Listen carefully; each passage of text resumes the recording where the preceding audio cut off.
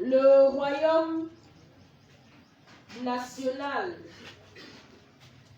international et mondial, dénommé Père, Fils et Saint-Esprit, informe la terre entière qu'il recherche pour des besoins d'agrandissement de son royaume, des hommes et des femmes de tout âge, de toute nationalité, en vue d'un accroissement véritable de son capital humain.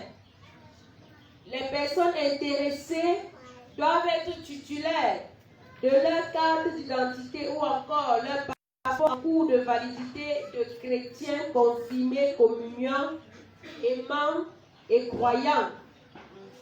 Ils doivent être dotés des capacités de veilleurs, de vigilance, de courage, de travailleurs de charité et d'amour.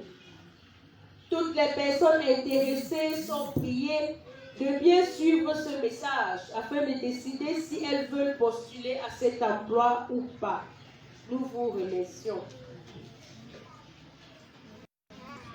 Bien-aimés dans le Seigneur, une fois de plus, que la paix soit avec nous. Shalom. Parvenu ce jour, au dernier dimanche ordinaire du temps de l'Église, qui nous prépare déjà à la période charnière de l'Avent jusqu'à la Noël et la fin d'année, le Seigneur nous donne une offre d'emploi à saisir. À travers donc la clôture matérielle de ce chapitre 25, le Seigneur démontre qu'il ne désire pas que nous manquons cette offre d'emploi qu'il met à notre portée et à notre disposition. En effet, depuis le début du chapitre 25, le Seigneur nous a conduits à travers la parabole des vierges et celle des talents à comprendre la vérité sur la thématique épineuse de la fin du temps, du jugement dernier et même du royaume de Dieu.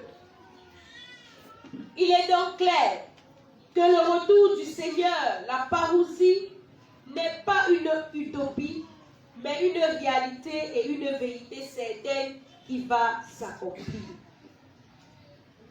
Mais pour être compté parmi les employés de cette multinationale divine, il faut au préalable des prérequis tels que l'esprit de préparation. Nous l'avons vu avec la parabole des 10 vierges qui toutes étaient préparées pour recevoir l'époux. En plus de l'esprit de préparation, nous devons avoir l'esprit de prévoyance, car nul ne sait ni le jour ni l'heure où le Seigneur viendra et il faut toujours qu'il y ait de l'huile dans la lampe. Il faudra aussi avoir un esprit de vigilance, car l'époux viendra comme un voleur et nous ne devons pas dormir, mais avoir un esprit aguerri et veiller sans se lasser. Ensuite, il faudrait avoir la capacité et les attitudes à fructifier le peu qu'on a reçu. Être aussi de ceux qui vont de plus-value en plus-value et non ceux qui travaillent pour la régression, l'échec, dans la peur et le manque de courage.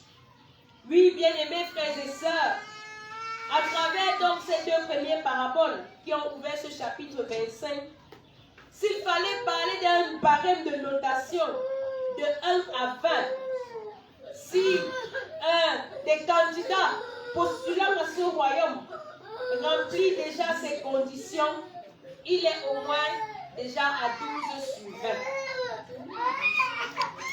Mais le Seigneur trouve que 12 sur 20, ce n'est pas encore suffisant.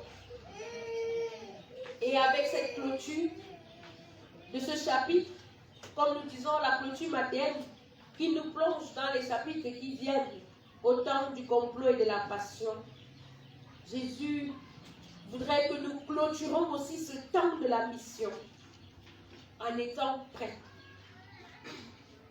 en étant déjà armés pour la suite des événements. Jésus désire donc que nous pratiquions et vivons la foi en acte. Vivons en acte la vie chrétienne. C'est bon de veiller, c'est bon d'être prévoyant, c'est bien d'être courageux, mais ça c'est des choses qu'on développe dans la... Maintenant il faut passer de la théorie à la pratique. Et vous savez, quelqu'un disait encore que la théorie sans la pratique, n'est-ce pas, elle est comment? Elle est vaine. Si on a théorie, et si tu connais construire un avion, et on te met les matériaux, on te dit construire l'avion, tu dis que mon cahier est où? C'est que tu es resté dans la théorie. La théorie ne construit pas. C'est la pratique qui amène à réalisation le projet qui a été conçu. La foi donc épouse ces deux éléments. L'élément théorique dans la connaissance et l'élément pratique dans la mise en pratique des choses apprises de Dieu. En effet donc, le Seigneur met en exergue ici d'autres aspects du jugement dernier. Nous avons parlé de la prévoyance, de la vigilance. Mais aujourd'hui, il est question encore de la séparation entre les bons et les mauvais. La séparation entre les brebis et les boucs. Le Seigneur nous démontre que le principe de la séparation est une évidence. Il n'y a pas de jugement qui est rendu, que ce soit dans un problème ou dans une décision de justice, qui ne tombe avec une sentence. Il y a toujours deux parties. La partie demanderesse et la partie défenderesse. Il faut qu'on juge. On va dire l'autre non coupable et l'autre coupable. Dans un jugement, il y a toujours le principe de la séparation. On ne rend pas une sentence collective. Et c'est de ça dont il est question ici. Le principe de la séparation sera donc une évidence au jour du jugement dernier. C'est vrai que ici, il y a une symbolique qui est portée. La symbolique de la droite pour les brebis et la symbolique de la gauche pour les boucs. Si nous voulons en tenir à cela, nous dirons que tous ceux qui sont à droite sont forcément dans le royaume et tous ceux qui sont à gauche, n'est-ce pas, n'entreront pas dans le royaume, ne postuleront pas au poste du royaume. Mais ce n'est pas par fantaisie. La notion de droite et de gauche a une explication. Les brebis, celles qui se sont trouvées à gauche, sont celles des brebis, les fils de toutes les nations, qui se sont retrouvés par le Seigneur comme étant obéissantes, mettant en pratique les commandements d'amour, de vie chrétienne et tous ceux cités plus haut. Les brebis, celles qui sont à droite, selon le grand jugement des nations, sont celles qui ont compris la question de la diaconie. La question de la diaconie, du service auprès des autres. J'ai eu faim. J'ai eu soif. Et vous m'avez donné à manger et à boire. J'ai eu faim. Et voilà, là où le Seigneur veut que nous mettions en pratique la vie chrétienne. Il ne sert à rien de prier. Et quand nous étions à la faculté de théologie, le professeur nous a raconté une petite histoire. Alors c'est l'histoire d'un chrétien qui est dans sa maison en train de prier. Et à côté, on a écrit au feu. Et il continue à prier. Et il intensifie la prière. Et il dit à Dieu, oh Dieu, éteins le feu. Et là, son dehors avec les gobelins, c'est sur de quoi éteindre le feu. Il s'est enfermé. On tombe, il dit, je prie.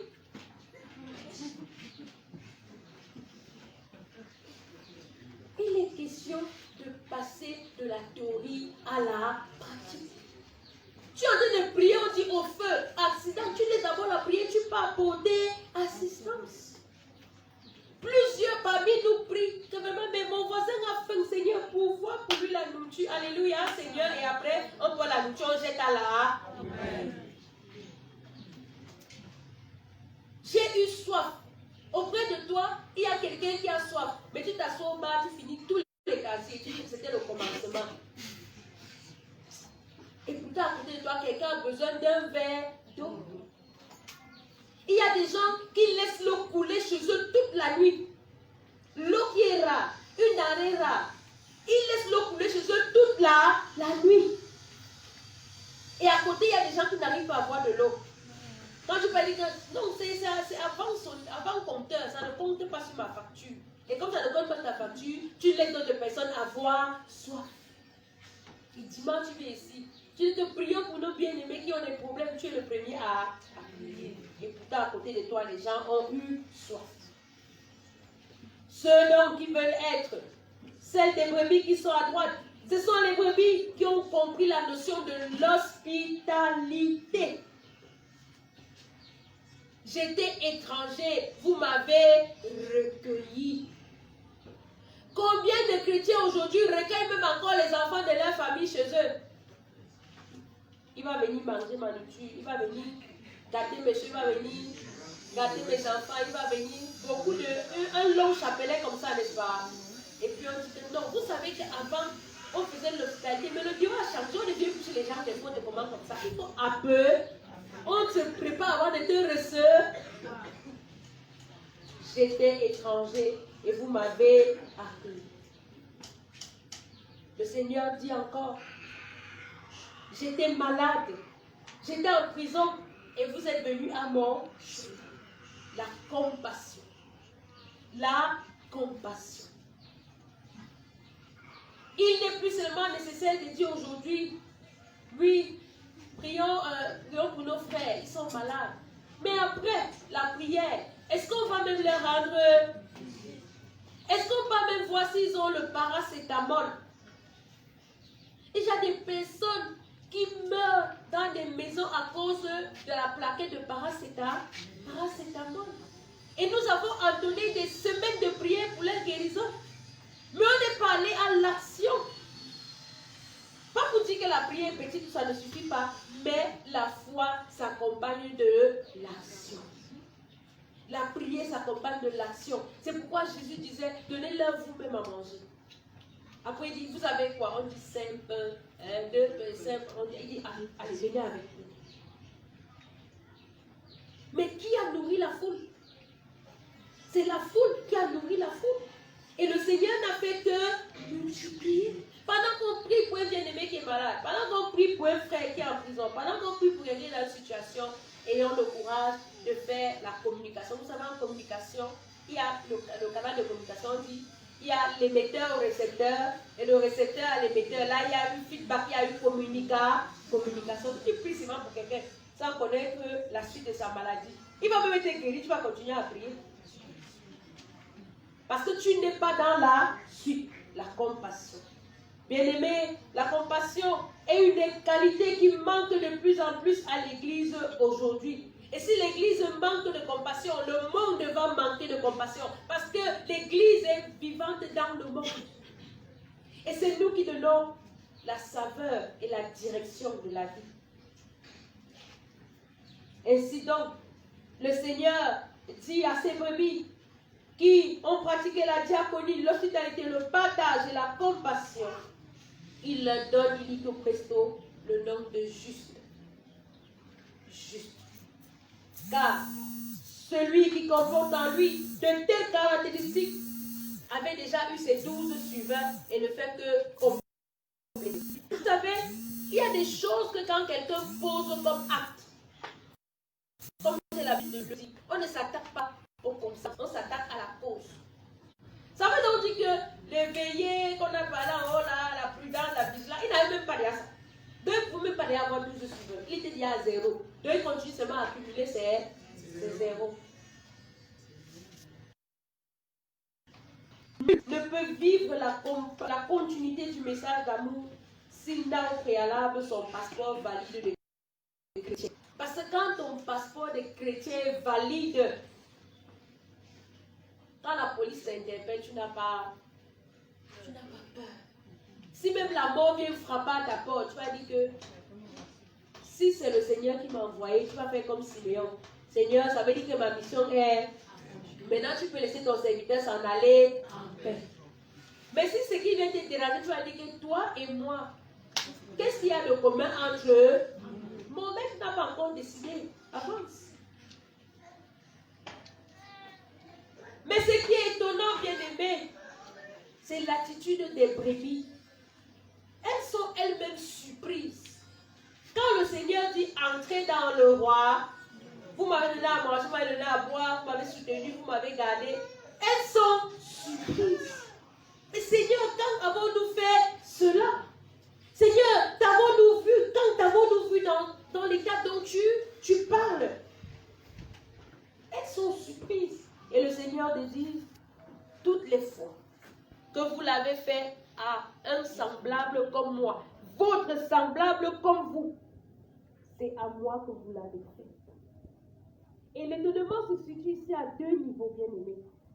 L'étonnement d'abord d'être appelé juste, parce que ces brebis le faisaient sans savoir qu'elles faisaient quelque chose d'extraordinaire. Ça faisait partie de leur quotidien. Que quand quelqu'un a faim, elle doit la manger, c'est normal. Quand quelqu'un a noté dessus, ça les surprend. Donc c'était même quelque chose qu'on devait faire. Donc il y a, vous voyez un peu l'attitude. Pour dire, bien aimé, que tout travail où on attend un résultat n'est pas fait avec le cœur. Tout travail, on commence à dire que tu ne m'as pas apprécié, ce n'était pas bon. Vraiment, ça veut dire que c'est comme on dit chez nous là, que quand l'entend ton caillou, tu vas voir là où ça doit arriver. Les brebis sont surprises parce qu'elles n'avaient pas des intentions calculatrices. Il y a des gens qui ont la calculatrice. Chaque fois qu'ils posent un acte, ils écrivent le montant et puis ils disent je vais voir la compensation. Les brebis n'ont pas la calculatrice de travail. Et le deuxième niveau, comme je le disais, c'est d'avoir été jugé bon travailleur. Mon ami, béni l'Éternel. Oui, bien-aimé, quand on vit la vie chrétienne selon le Seigneur, on le fait sans le savoir. On le fait comme un mode de vie, tellement c'est normal. Aujourd'hui, vous savez, quand vous faites le bien, on vous regarde. On est surpris. Je ne sais pas comment on arrive à ça. Quelqu'un fait le bien, on le regarde, on est surpris. Il a fait le bien. Parce qu'on vit dans une société où le mal est tellement enraciné que le bien devient la normalité et le mal devient ce qui est la norme. La récompense de ce travail fait de tout cœur, c'est l'héritage du royaume de Dieu. Accomplir le travail de Dieu ne nécessite ni les moyens financiers, ni les moyens matériels ou autres. Accomplir le travail de Dieu, il nous faut juste la volonté et l'amour. Juste la volonté et l'amour. On n'achète pas ça, la volonté et l'amour. Il n'y a pas le marché où on vend ça. Mais plusieurs sont butés parce qu'ils veulent accomplir le travail de Dieu. Et ils disent qu'on n'a pas l'argent. Mais moi, c'est très dur. Moi-même, je mange quoi pour donner l'autre à quelqu'un? Moi-même, j'ai la maison pour aider l'autre à construire sa maison. On calcule. Et pourtant, on a juste besoin de la volonté et d'aimer. La volonté. Il est donc bon d'être à la droite du Seigneur, bien-aimé. Il est donc bon d'être recruté dans cette multinationale. Mais pour cela, il faut donc remplir tous les prérequis précis. Mais à côté des brebis se trouvent les boucs. Les boucs sont ceux qui sont à gauche. Les boucs sont ceux qui reçoivent comme première parole: retirez-vous de moi, maudit. Première parole du Seigneur envers elle, c'est: retirez-vous éloignez-vous de moi. Vous êtes maudits. Votre place, c'est dans le Sheol. Votre place, c'est dans les abysses de profondeur de la terre. Votre place, c'est dans la guerre. qui est prévu pour Satan et ses anges déchus. Voilà le jugement qui est rendu au bouc. Les boucs sont ceux dans les nations qui ont été trouvées désobéissantes par le Seigneur. Et si on veut rentrer dans la présentation même du bouc, le bouc est un animal dont même l'odeur est une odeur de mort.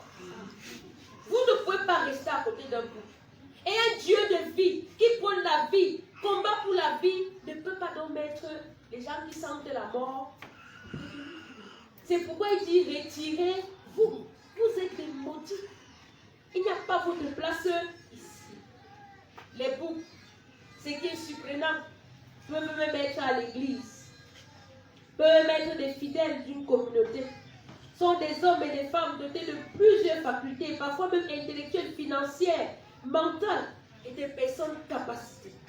Mais les boucs sont des personnes égoïstes, sont des personnes méchantes, des personnes maudites, des personnes paresseuses qui vivent en autarcie, repliées sur elles-mêmes, qui ne s'ouvrent pas, qui font comme notre ami qu'on dit au feu, il est en train de brûler.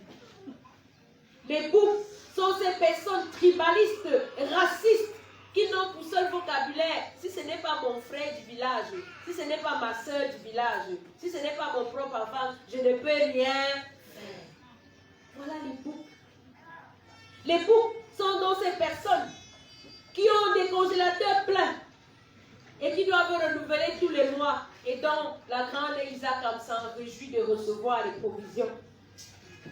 Les boucs sont de ceux-là qui n'assistent jamais les malades, mais lorsqu'ils attendent le dessert, leur contribution est équivalente à la contribution de tous les membres de la famille, alors qu'on avait juste besoin de 50 000 pour les soins. Voilà les boucs. Et quand il dit que non, ne vous inquiétez pas, c'est moi qui porte le deuil. Les frais de morgue, c'est combien? On va recevoir combien de réunions? Service traiteur, il n'y a pas de problème, je suis là. Mais quand on était malade, on demandait seulement l'argent d'une poche de sang, il n'était jamais disponible. Mais il vient porter le deuil. Ce sont les boucs. Les boucs sont donc ces personnes qui ont manqué d'hospitalité. Sont ces personnes qui manquent d'amour, de partage, de compassion. Ils ont toujours un langage là. Quand je dis que c'est mon problème, vous ne voyez pas souvent. Est-ce que c'est mon problème? Est-ce que c'est mon... C'est facile de reconnaître les boucs. Les langages ne sont pas compliqués. Chacun s'assoit, Dieu le pousse. Quand il discute, il dit que c'est même dans la Bible. Chacun pousse à Dieu pour tous. C'est les boucs. Et c'est pourquoi on a dit, pour être recruté dans la société, n'est-ce pas, il faut bien suivre le message. Parce qu'à la fin, on va pouvoir distribuer les fiches, n'est-ce pas, les fiches d'adhésion. Non, les fiches de recrutement. Vraiment, on ne veut plus traiter les fiches. Il faut que chacun dise que qualifié ou pas qualifié. Parce qu'on n'a plus le temps. On ne veut plus traiter les fiches déjà. Il faut bien suivre. Pour que chacun puisse cocher sur la case qui lui est réservée. Oui, frères et sœurs, voilà que le Seigneur nous met donc face à notre vie au quotidien. Un monde dans lequel on fait tant de théories et où la pratique a fichu le camp, à tous les niveaux. Que ce soit même dans la vie scolaire, dans la vie familiale, dans la vie en entreprise, dans la construction de la nation. Il y a beaucoup de théories, mais très peu de pratique. Le Seigneur nous dit aujourd'hui que le temps du choix est là. Le temps de la séparation. Ne soyons pas les ceux qui vont dire l'enfant Noël arrive, le sauveur du monde est venu en étant des boucs. Il faut être prêt, être brebis pour accueillir le Seigneur. Et nous y sommes en train d'aller. Et notre joie est d'autant plus grande aujourd'hui parce que ce sont les diacres qui remettent leur don de reconnaissance. Les diacres, les serviteurs du peuple, les serviteurs auprès de l'Église, ministère institué depuis les actes des apôtres. Les diacres, les acteurs de l'assistance et de la diaconie, de la compassion. C'est les diables qui sont censés nous dire, il y a tel fidèle qui est malade, il y a l'autre qui est à l'hôpital, il y a l'autre qui est mort. Le diable n'est pas dans le service seulement du temple. Le diable est au service de la communauté. Parce que le berger ne peut pas servir à la chair et servir aux tables et auprès de la communauté. Le don de reconnaissance don des diacres aujourd'hui marque un tournant dans un ministère. Donc, sous la forme que nous connaissons, et donc de tout leur être pour le ministère qui leur convient. Mais s'il faut parler de diacres, tous les chrétiens ne sont-ils donc pas des diacres? S'il faut rentrer dans la pensée de Jésus, toutes les brebis du Seigneur ne sont donc-elles pas des diacres? Parce que pourquoi on commence à dire parce qu'ils ont déjà vu là, ils vont pointer le doigt. Il faut dire il ne faut pas dire Parce que nous tous, nous sommes des diacres. Prolongement de la continuité du royaume. Un royaume de vie, un royaume de joie, un royaume d'amour, de paix. Nous sommes tous des diacres pour le Seigneur. Oui, bien-aimés, une demande d'emploi à notre niveau national nous est adressée. Des hommes et des femmes de tout âge, de tout sexe, de toute nationalité. Une seule condition, la validité de ta qualité de chrétien. Mais on ne valide pas sa qualité de chrétien en présentant sa carte ou sa certificat de baptême. On valide son passeport de chrétien sur le terrain. On peut recevoir l'assentiment des autres, même des inconnus, que assurément cet homme était le Fils de Dieu. On peut recevoir du monde qu'assurément cet homme ou cette femme, c'est une chrétienne. Voilà le passeport. Et lorsque Jésus vient, il regarde. Vigilance, il note. Prévoyance, il note. Compassion, il met les mains sur la tête. Diaconie, elle est en train de prier, elle est en train de mourir. Hospitalité, le Dieu est loin du Seigneur, mais plus on ne permet plus n'importe qui chez lui. Et le Seigneur note. Et à la fin de l'emploi, vous savez, Jésus, lui, il ne fait pas comme nos employeurs. Il dit, quand on va vous rappeler, allez attendre. Vous savez ça, non? Les demandeurs d'emploi, les chercheurs. Quand tu demandes, on t'écoute, après on dit, allez attendre, on va vous. Le Seigneur ne vous dira pas, on va vous rappeler. Il va dire, embaucher ou non embaucher.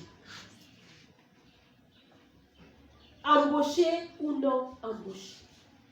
Et ce jour, avant qu'on ne parte d'ici, chacun doit connaître et cocher la case. Dieu peut-il m'embaucher dans sa multinationale? Est-ce que j'ai les qualités? Est-ce que Dieu peut compter sur moi? Et si tel n'est pas dans le cas, comme il disait avec le prophète Ézéchiel, il faut vous repentir.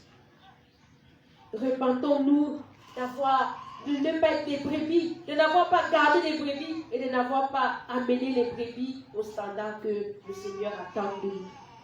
Je ne travaille pas bien ici. Même là où vous travaillez là, vous allez mal travailler. La preuve, quand nous venons au temple, nous ne savons jamais comment on lave, comment on nettoie. Il faut qu'on fasse le programme des groupes pour que les gens se sentent impliqués de travail. Même quand vous allez dans leur bureau, c'est comme ça. Ils viennent chaque jour, ils poussent la paperasse, ils poussent les papiers de bonbons, ils poussent le chocolat à beurre quand on a le bureau là. Il y a celui-là dans le bureau. Mais moi, je sais plus là où j'ai mis tel papier. C'était ici. Parce que le bureau n'est pas. Le bureau est encombré, sale et non classé. Mais parce qu'il ne faisait pas d'abord ça dans la maison de Dieu. Et si tu ne fais donc pas dans la maison de Dieu, où feras-tu? Le Seigneur te veut comme ouvrier dans sa multinationale. Il te veut comme employé. Où est